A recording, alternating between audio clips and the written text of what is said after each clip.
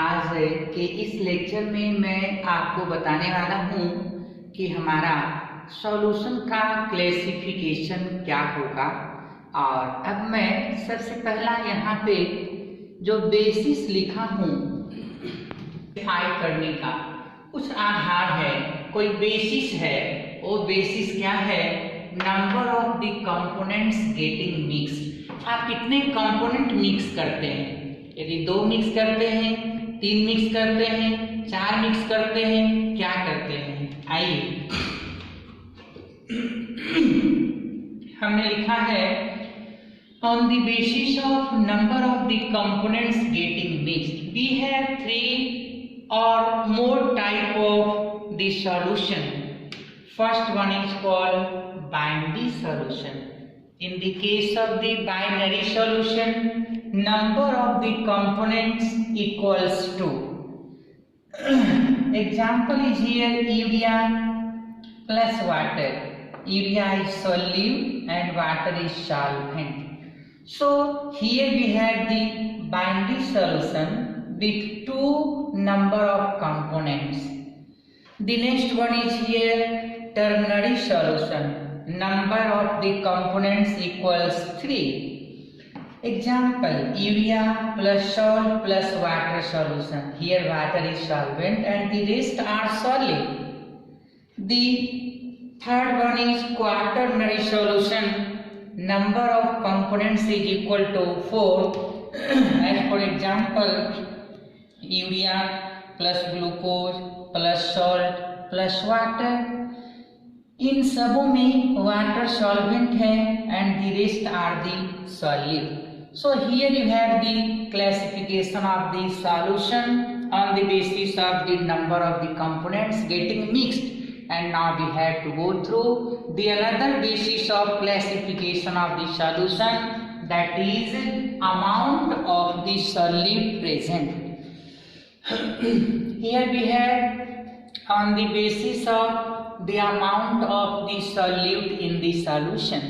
We have 2 different types of solution mainly. First one is dilute solution and second one is concentrated solution.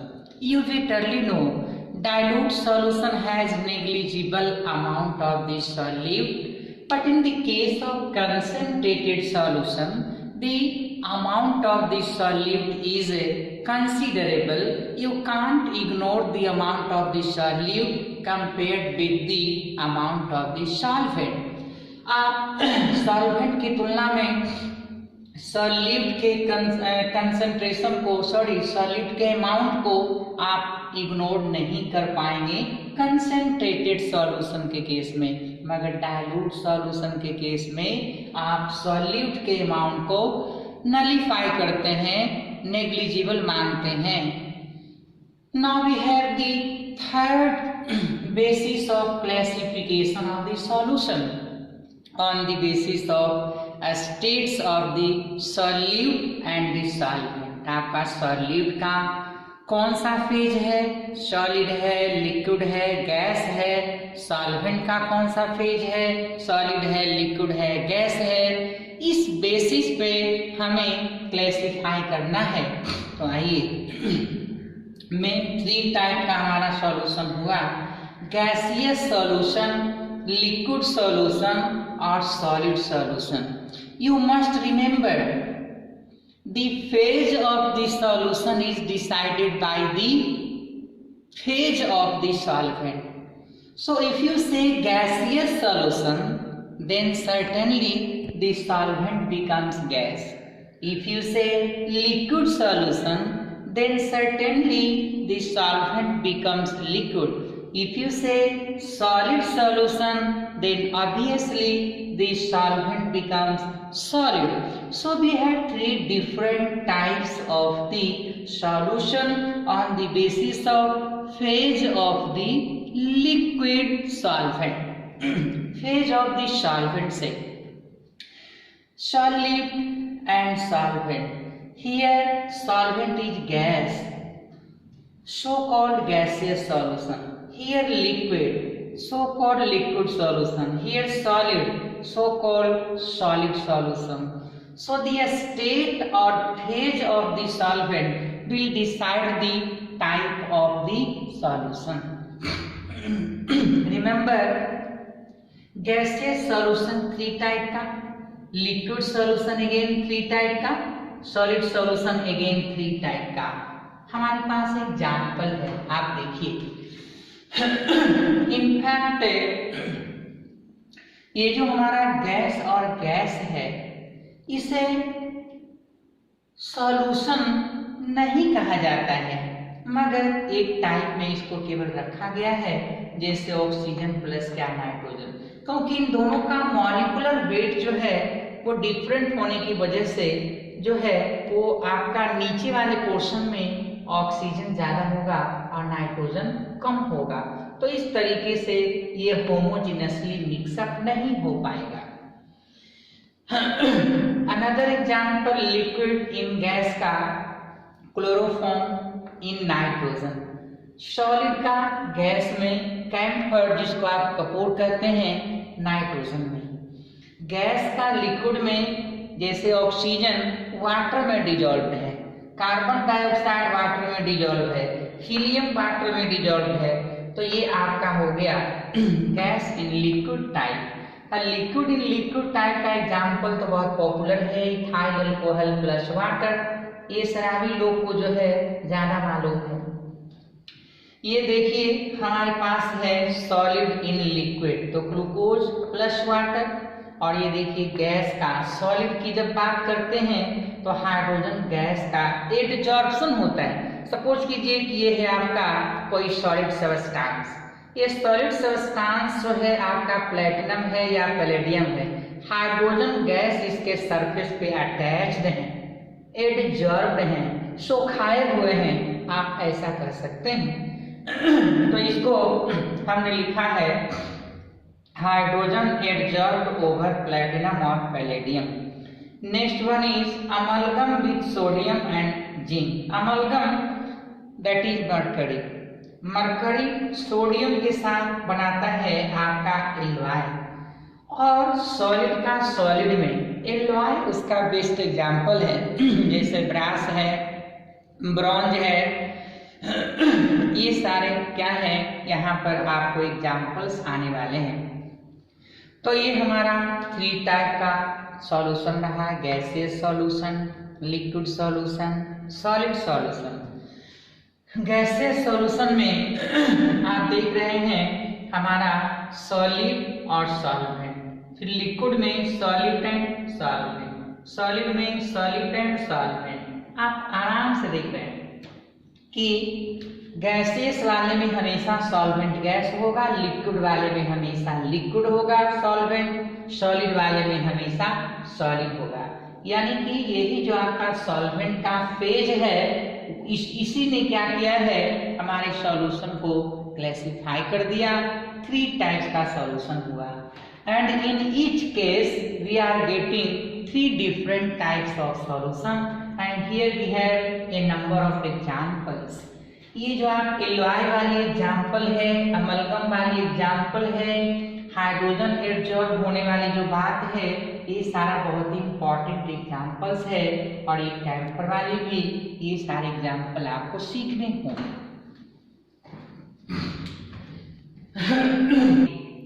अब बहुत ही simple सा information आपको यहाँ पे देना है सॉल्युबिलिटी के बारे में.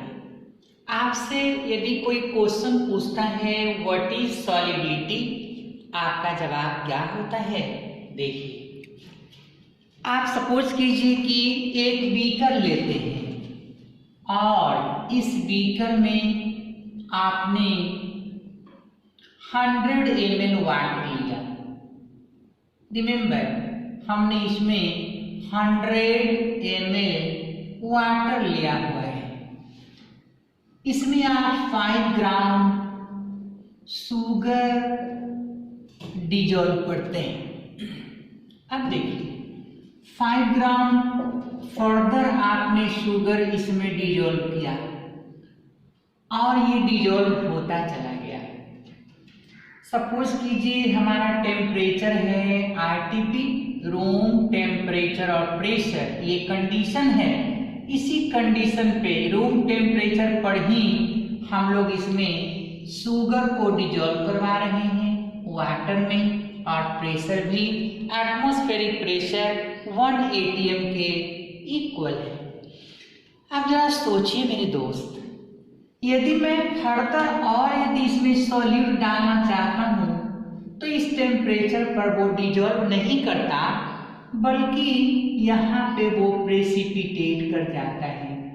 तो जो सॉल्यूट प्रेसिपिटेट कर गया that is not the part of the solution, solution का वही पार्ट होगा जो उसमें डिजॉल्व्ड है। इट मीन्स आप कह सकते हैं कि हमारा जो ये 10 ग्राम शुगर है, यही 10 ग्राम शुगर जो है वो आपका यहाँ पर 100 ml वाटर में सॉल्युबल है, जो इसकी सॉल्युबिलिटी को एक्सप्रेस कर रहा है। तो देखिए, हम सॉल्युबिलिटी को जितना भी कंसंट्रेशन टर्म्स आपने पढ़ा है उन सारे के टर्म्स में एक्सप्रेस कर सकते हैं, जैसे परसेंटेज, जैसे पार्ट पर million, normality, molarity, mole fraction and so on so. आइए अब हम इस सॉल्युबिलिटी को डिफाइन करना चाहते हैं कि ये सॉल्युबिलिटी है क्या।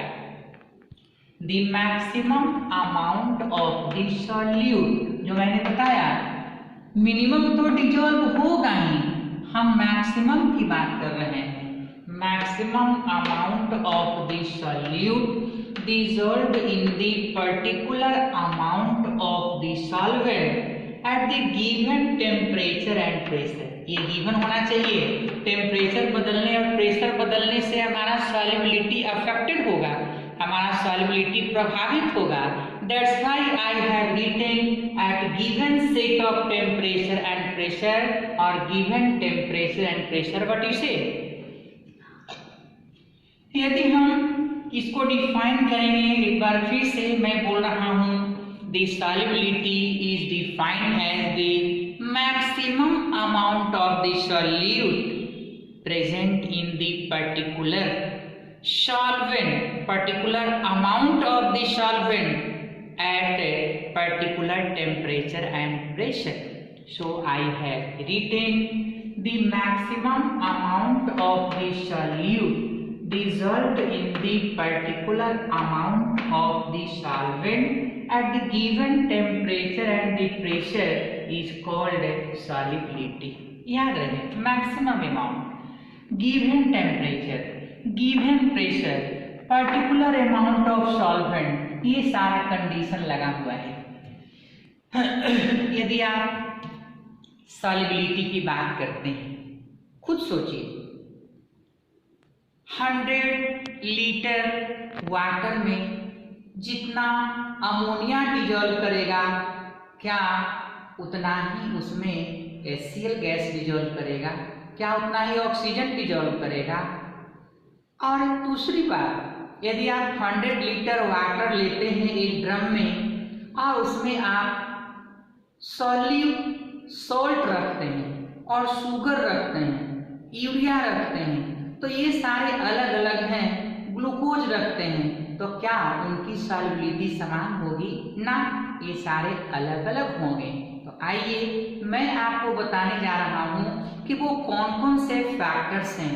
What are the factors that decide the amount of the solid to be dissolved in the particular amount of the solvent. I mean what are the factors which affect the solubility of the substances?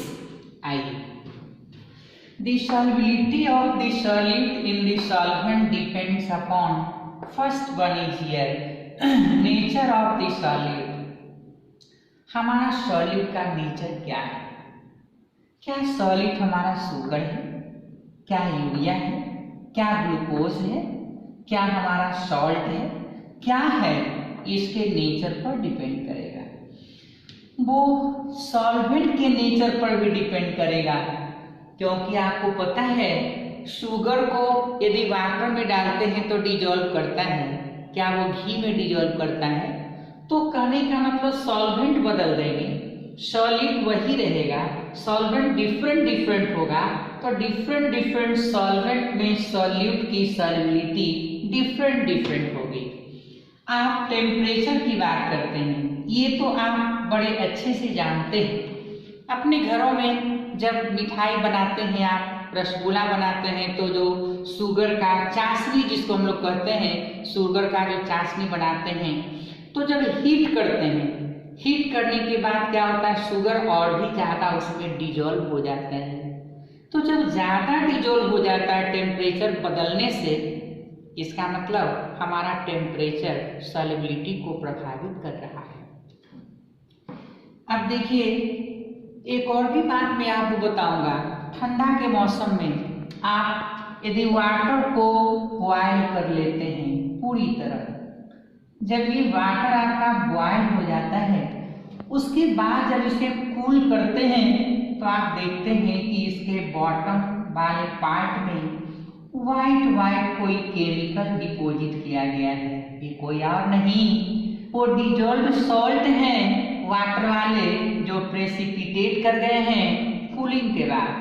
तो आप कह सकते हैं temperature बदलने से हमारे solid की solubility particular amount of solvent में बदलता रहेगा, चेंज करता रहेगा। आइए हम प्रेशर की बात करते हैं। जहाँ पे हमारा गैसियस सॉल्यूशन की बात होगी, तो वहाँ पे जो प्रेशर की बात हम करेंगे, यानी कि दोनों ही कंपोनेंट में, जैसे हम सॉल्वेंट की बात कर रहे हैं और सॉल्यूट की बात कर रहे हैं। यदि हमारा सॉल्यूट गैस है और सॉल्वेंट हमारा लिक्विड है, तो इस गैस का सॉल्वेंट में, लिक्विड में जो सॉल्युबिलिटी होगा, that is highly affected by the change in the pressure. So I repeatedly tell you, there are 4 factors mainly which decide the amount of the solute getting dissolved in particular amount of the solvent at particular temperature and particular pressure. आइए मैं यहाँ पे mainly 3 type का solution जो है discuss करने वाला हूँ, जिसमें सबसे पहला है सॉलिड। गैस की सॉल्युबिलिटी लिक्विड में जानना है, लिक्विड का लिक्विड में जानना है, सॉलिड का लिक्विड में जानना है। मैं स्टार्ट करूंगा solubility of gas in liquid. जरा ध्यान से सुनिए, ये भी बहुत ज्यादा थ्योरेटिकल है। आप पहले 11th क्लास की गैसियस स्टेट में भी यहाँ पे आपने सीखा था लिक्विफैक्शन ऑफ गैसेस। आइए, ये सॉल्युबिलिटी डायरेक्टली प्रोपोर्शनल होता है ease of liquefaction of gases. वो गैस जो जितना आसानी से लिक्विड में चेंज कर जाएगा, जितना आसानी से लिक्विड में बदल जाएगा, वो गैस लिक्विड में उतना ही ज्यादा डिजॉल्व करेगा। एक बार फिर से, जो गैस जितना आसानी से लिक्विड में कन्वर्ट हो जाएगा, वो लिक्विड में ज्यादा डिजॉल्व करेगा। अब बात ये है कि वो कौन सी गैस है जो ज्यादा आसानी से लिक्विड में बदल जाता है।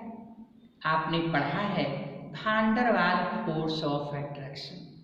खास करके गैसियस मॉलिक्यूल्स के बीच में ये ऑपरेट कर रहे हैं, तो गैसियस मॉलिक्यूल्स जो है जिसमें अट्रैक्शन का फोर्स ज्यादा होगा, तो जहाँ पे मॉलिक्यूलर अट्रैक्शन ज्यादा होगा, वो उतना ही इजीली लिक्विफाई करेगा, यानी कि van der Waals force of attraction ज्यादा होगा, इजी लिक्विफिकेशन होगा और सॉल्युबिलिटी ज्यादा होगा।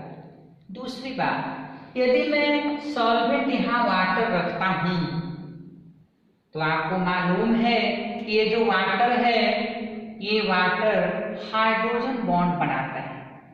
यदि आपने इसमें अमोनिया डाल दिया, ये अमोनिया क्या करेगा, इनके साथ हाइड्रोजन बॉन्ड बनाएगा।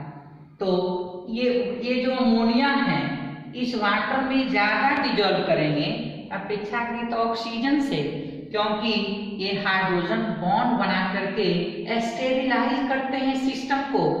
यहाँ पे स्टेबिलाइजेशन फैक्टर है लगा हुआ hydrogen bond, that's why ammonia is more soluble in water. Also, ammonia is polar and water is polar. So, polar dissolves in polar medium more in comparison to the non-polar substances. आइए, polarity H plus और Cl minus, ये polar है, ये non-polar है. Obviously, HCl will be more soluble in water compared with the nitrogen. Reactivity की बात करते हैं, ये जो हमारा अमोनिया है वाटर से रिएक्ट करके आप सबों को मालूम है अमोनियम हाइड्रोक्साइड बनाता है। इसका मतलब वो गैस जो लिक्विड से रिएक्ट करके थर्ड कंपाउंड बना रहा है वो उसमें ज्यादा सॉल्युबल होगा मेरे दोस्त। दूसरी बात, मॉलिक्यूलर वेट ज्यादा होगा तब van der Waals force of attraction ज्यादा होगा और अट्रैक्शन ज्यादा होने से सॉल्युबिलिटी ज्यादा होगा। So I repeatedly tell you the solubility of the gas in liquid specially water is decided with the help of so many factors. One is called solubility, is directly proportional to ease of liquefaction of the gases. Gas जितना आसानी से जितना easily liquefy कर जाएगा वो उसमें ज्यादा dissolve करेगा। यदि हम वाटर लिए हैं लिक्विड तो हाइड्रोजन बॉन्ड बनाने का चांस ज्यादा है तो ज्यादा डिजॉल्व करेगा, पोलर है ज्यादा डिजॉल्व करेगा, रिएक्टिव है ज्यादा डिजॉल्व करेगा, मॉलिक्यूलर वेट हाइयर है ज्यादा डिजॉल्व करेगा, van der Waals force of attraction ज्यादा है ज्यादा डिजॉल्व करेगा। तो आइए अब मैं यहाँ पे आपको बताने जा रहा हूँ कि जो हमारा गैस का नेचर है, लिक्विड का नेचर है, ये सारा कुछ यहाँ पे डिस्कस हो गया। अब मैं टेम्परेचर की बात करूंगा कि टेम्परेचर बढ़ाने और घटाने से हमारे गैस की सॉल्युबिलिटी लिक्विड में ज्यादा होता है या कम होता है। अब आपको पढ़ना है टेम्परेचर का इफेक्ट क्या होता है। देखिए हमने लिखा है effect of temperature on the solubility of the gas. Gas की सॉल्युबिलिटी लिक्विड में इंक्रीज करेगा और डिक्रीज करेगा, इसकी बात हम करते हैं। तो जरा ध्यान से सुनिए। सपोज कीजिए ये हमारे पास है कंटेनर और इस कंटेनर में लिक्विड फिल किया हुआ है। ध्यान दीजिए इसमें क्या फिल किया हुआ है, लिक्विड, और हम इस लिक्विड में गैस को डिसॉल्व कराना चाहता हूं। ये है हमारा गैस का मॉलिक्यूल्स जो यहाँ पे डिसॉल्व किया हुआ है। जरा सोचिए यदि आप टेम्परेचर को बढ़ाएंगे तो क्या होगा। ये जो हमारे गैस के मॉलिक्यूल हैं इसमें एक्सपेंशन ज्यादा होगा और लिक्विड में कम होगा, तो कम होगा और गैस का ज्यादा होगा। तो ये लिक्विड जो देख रहे हैं उसके सरफेस को ब्रेक करके और ये जो हमारा क्या है गैस का मॉलिक्यूल है वो आउट हो जाएगा, वो बाहर चला जाएगा। ये देखिएगा ब्रेक करके। इसका मतलब आप कह सकते हैं कि जब हम टेम्परेचर को बढ़ाते हैं तो गैस की सॉल्युबिलिटी लिक्विड में घट जाती है। हम यहाँ पे लिखने वाले हैं on increasing the temperature the solubility of the gas in the liquid आप खुद बोलिए, बढ़ेगा कि घटेगा? आपका जवाब होगा decreases. But why this happens?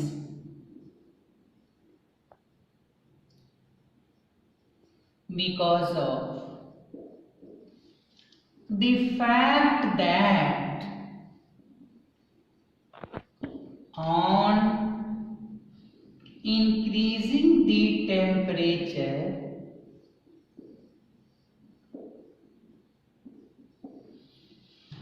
the expansion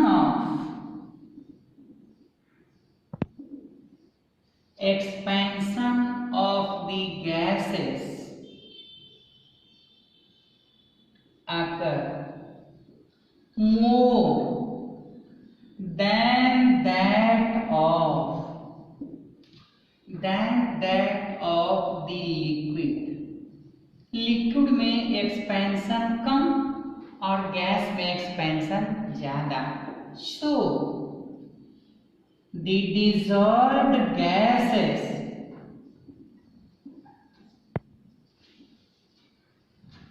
break the surface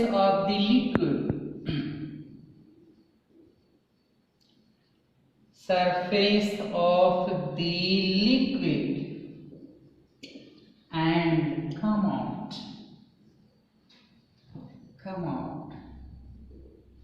मैं आपको थोड़ा सा एंजॉय करवाना चाह रहा हूँ यहाँ पे। सपोज कीजिए कि मैं आपके घर आता हूँ और आपके पास कोल्ड ड्रिंक्स रखा हुआ है, आपने मुझे कोल्ड ड्रिंक्स पीने के लिए दिया। मैंने कहा कि आप जो है कोल्ड ड्रिंक्स मुझे मत दो क्योंकि मुझे हार्म करता है। तो क्या आप उसे हॉट करके देते हैं? नहीं, क्योंकि जब हॉट करके देंगे तो उसके अंदर जो कार्बन डाइऑक्साइड हमारा है वो कार्बन डाइऑक्साइड गैस आउट हो जाएगा। यही कार्बन डाइऑक्साइड जो डिजॉल्व्ड गैसेस है वो आपको थ्रिलिंग देता है, और वही नहीं रहेगा तो फिर एंजॉयमेंट वहाँ नहीं होगा। तो इस तरह से आप मुझे वो हॉट ड्रिंक्स नहीं देंगे, कोल्ड ड्रिंक्स ही देंगे। कोल्ड ड्रिंक्स कहने का मीनिंग हुआ कि जो टेम्परेचर कम होगा, चिल्ड कंडीशन होगा, तो वहाँ पे हमारे CO2 गैस उसमें ज़्यादा डिजॉल्व होंगे। गैस ज़्यादा डिजॉल्व होंगे, वही आपका एंजॉयमेंट का वजह होता है। आइए हम देखते हैं।